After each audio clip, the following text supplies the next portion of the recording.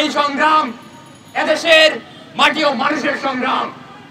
এই সংগ্রামের বিরুদ্ধে দাঁড়িয়ে 24-এর গণঅভ্যুত্থানের পরবর্তী সময়ে একটা পক্ষ বারবার বলছিল যে দ্বিতীয় স্বাধীনতা আসছে। আমি বলতে চাই, যারা দ্বিতীয় স্বাধীনতার কথা বলে এটা তাদের দ্বিতীয় স্বাধীনতাও না, এটা হয়তো তাদের প্রথম স্বাধীনতা ছিল। সেই স্বাধীনতার জোরেই তারা ওই রাজাকার আলবদর কমান্ডার এটিএম আজহারুলকে রাজনৈতিক প্রভাবিত ভাবে বেকসুর খালাস করেছে। আমরা প্রত্যাশা করেছিলাম জুলাইয়ের পর ন্যায় বিচার প্রতিষ্ঠা পাবে। আমরা প্রত্যাশা করেছিলাম বিচার বিভাগ স্বাধীন হবে, কিন্তু এখানে আমরা দেখতে পেলাম ওরা সেই হাসিনার পথেই হাঁটছে।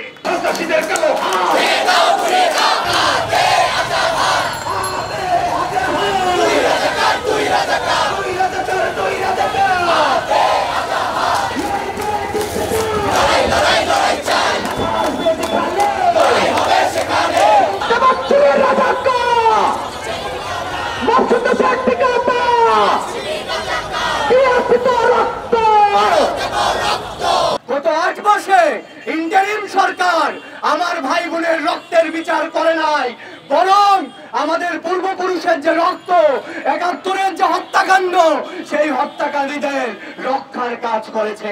বিভিন্ন জাতিসত্তার আত্মনিয়ন্ত্রণ অধিকারের প্রশ্নে শিবিরের অবস্থান কি তা আপনারা ভালো মতোই জানেন। সংগ্রামী বন্ধুগণ, যখন বইমেলার মধ্যে যখন স্যানিটারি প্যাড, যেটা নারীদের সুরক্ষার জন্য এক বৈজ্ঞানিক পণ্য, সেটা নাকি গোপন পণ্য হিসেবে তারা করে সেখানে তৌহিদি জনতা নামে সেখানে আক্রমণ করেছে, তাদের অবস্থান কি আপনারা বুঝে নিন। বর্তমানে যারা শিবিরের নেতা, ওই সাদিক কায়ুম, ওই ফরহাদ, ওরাই সাধারণ শিক্ষার্থীদেরকে শিবির ট্যাগ দিয়ে মেরেছে। এখন তারাই আবার শিবিরের নেতা। তাহলে বুঝতে পারলেন শিবির কিরকম একটা সংগঠন।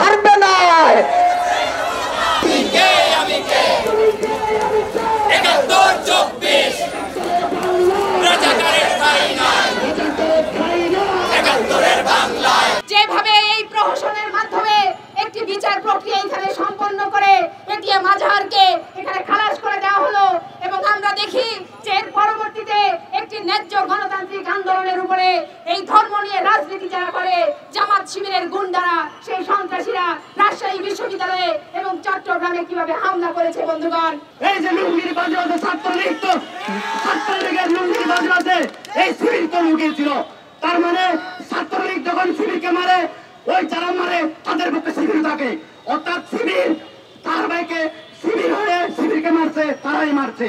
ছাত্রলীগকে আমরা যদি এই অবকর্মের অপবাদ দিই, বিভিন্ন সময় তারা স্পষ্টন তাদের নেতাদের মুখ থেকে আমরা স্বীকার করতে শুনেছি, পরিস্থিতির চাপে পড়ে তারা ছাত্রলীগ করতে বাধ্য হয়েছেন।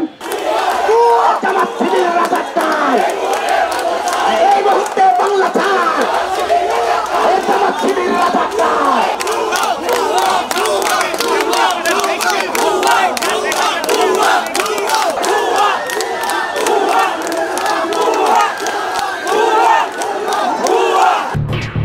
খবরের কাগজ, নিখাদ, নির্ভীক, নিরপেক্ষ।